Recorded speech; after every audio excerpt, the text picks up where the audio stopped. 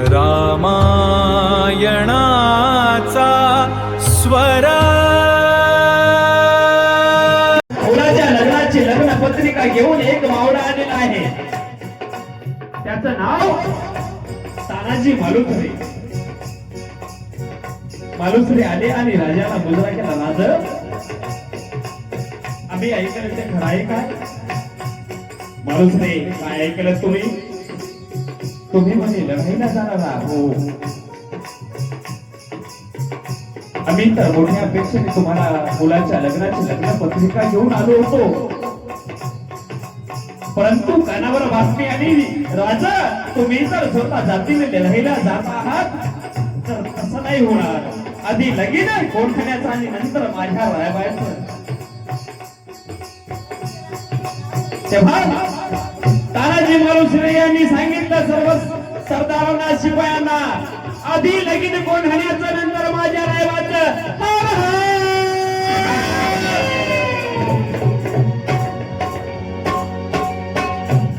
धावनावची वीर चालला,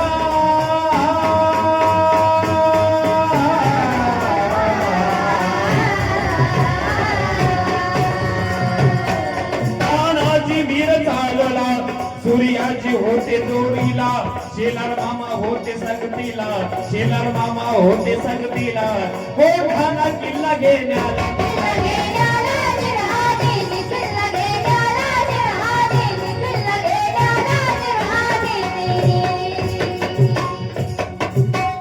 जोरदार गाण्याची मोकळ्यासाठी होत्या।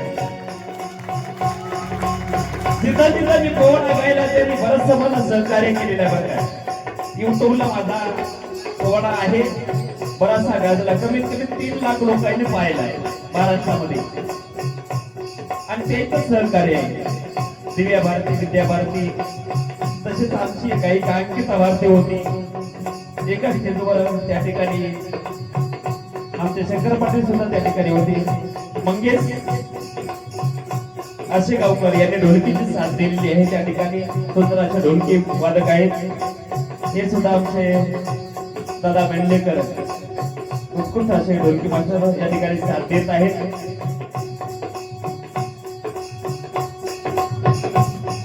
निघालेले आहेत मजल करत करत मावळी निघालेली आहेत। रस्त्याने जात असताना तानाजी मालुसरे यांचं गाव लागलेलं आहे, उमरगा। उमरगा गावाचं, उमरगा नावाचं गाव, त्या ठिकाणी असा मंडप सजलेला आहे, सुवासिनीची धावपळ दिसून येत आहे। मावळे आले पण लग्नाला थांबत नाही, ते लढाईला चाललेले आहेत, ते लढाईला चाललेले आहेत। हा म्हणता म्हणता तानाजीच्या पत्नीच्या कानावर ही बातमी गेली, आणि रणांगणात जाणाऱ्या आपल्या पतीला तानाजीची पत्नी काय म्हणत आहे, जवळ बोलावून घेतात। अहो मी ऐकलं ते खरं आहे? काय ऐकलं? तुम्ही म्हणे लढाईला चालली? हो।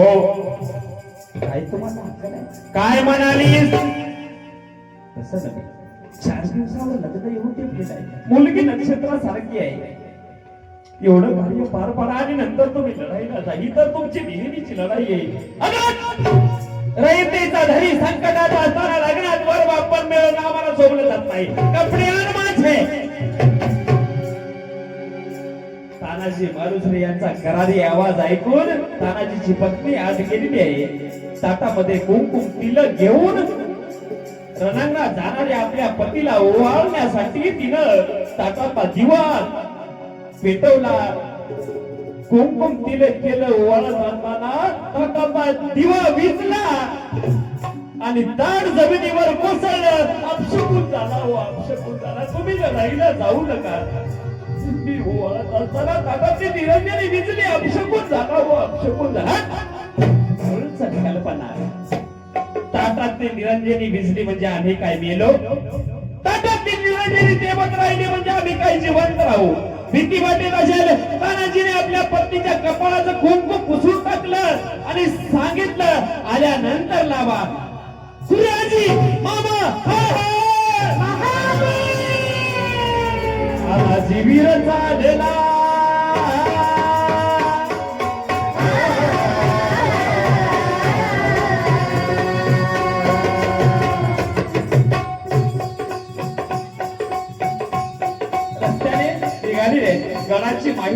म्हणायची. चालत चालत असताना रस्त्यामध्ये दोन मुले खेळत होती. गडाच्या पायथ्याशी पोहोचलेली आहेत.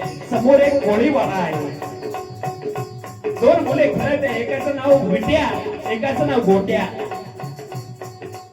कोळ्यांची दोन मुले खेळत असताना तानाजी मालुसरे यांनी विचार केला, आपण पोशाख थोडा वेगळा परिधान करून गडाची माहिती काढावी. म्हणून त्यांनी गोंधळाचा पोशाख धारण केलेला आहे आणि रस्त्यात फिरणाऱ्या दोन मुलांना काय म्हणतात, ए मुलांनो, जाऊन सांगा तुमच्या नायकांना गोंधळी आलाय, गोंधळी, आज गोंधळ घालूया. आणि पहिली प्रथा होती गोंधळ. गोंधळ म्हणजे देवी देवतांना प्रसन्न करायचं साधन नाही, शैल. गोंधळ म्हणजे जनतेला एकत्र आणायचं आणि त्यातून क्रांती घडवायचं साधन होतं गोंधळ म्हणजे. अशा प्रकारे ही कोळ्याची दोन मुले पळत गेली आणि नायकांना काय म्हणतात, ओ नाईक, ओ नाईक, गोंधळी आलाय, गोंधळी, आगरण्याच्या बंगरण्या. नायकांनी विचार केला, आलाय गोंधळी, घालूया गोंधळ. जगदंबे, आम्ही तुम्हाला एक डोळा मागत होतो, तुम्ही आम्हाला दोन डोळे दिले. आलाय गोंधळी तर घालूया गोंधळ. बापू, तुमच्या काळात होत होते की नाही गोंधळ? आता परिस्थिती बदलली. नायकाने विचार केलाय, आलाय गोंधळ, आलाय गोंधळी तर घालूया गोंधळ. आणि बोलावून घेतलं. दरबार भरलेला आहे. नायकाने परवानगी दिली. दरबार भरलेला आहे आणि गोंधळ्याने बेल भंडार उधळलेला आहे. उधे उधे उधे गांबाबाई, उधे उधे गांबाबाई, आम्ही गोंधळी गोंधळी, आम्ही अंबेची गोंधळी, गोंधळी गोंधळी, भारत मातेचे गोंधळी,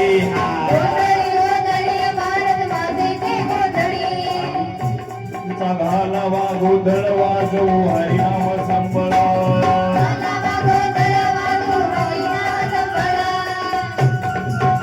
अशा प्रकारे गोंधळ पार पडलेला आहे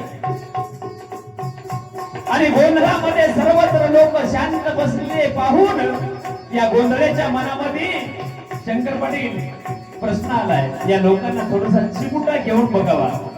आणि गोंधळी मार्मिक भाषेमध्ये काय म्हणतात, त्यावेळेस परिस्थिती होती बरं काय. इंग्रजांच्या काळात असो, रजाकारांच्या काळात असो, मुघलांच्या काळात असो, किती लोकांनी आक्रमण केले हो भारतावर. काही लोकांनी लुटून खाल्ले. आता कुठं आपण उच्चार झालो तरी आम्हाला लुटून खाले.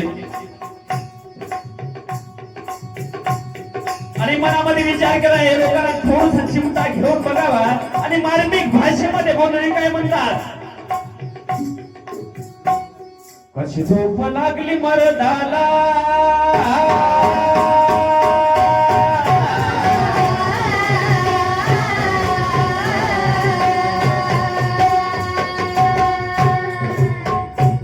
कशी झोप लागली मरदाला, आया बहिणी भेटा दुश्मनाला, लाज पाहिजे मिशा बाळगायला. तू तुमच्या जिन्यावर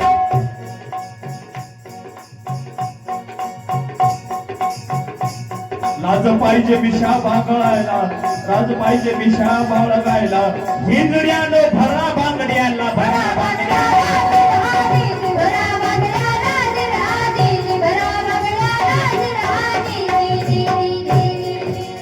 हे शब्द का वापरले, त्या कमल कुमारीला पळून आणले उदय भाण्याने. तुमच्या जर एखाद्या बहिणीला पळून नेलं,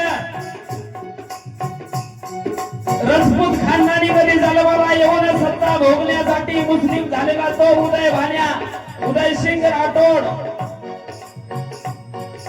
आणि त्याच्या हातात असणारा किल्ला आम्हाला काबीज करायचा आहे. आणि तुम्ही जर आम्हाला मदत करत नसताल तर बांगड्या भरा. हे त्या मागचं कारण होतं बोलण्याचं. आणि हा म्हणता खरे शब्द कळाले नायिकाला आणि नाईक काय म्हणतात, कोणाचे राव कोण तुम्ही कुठून आला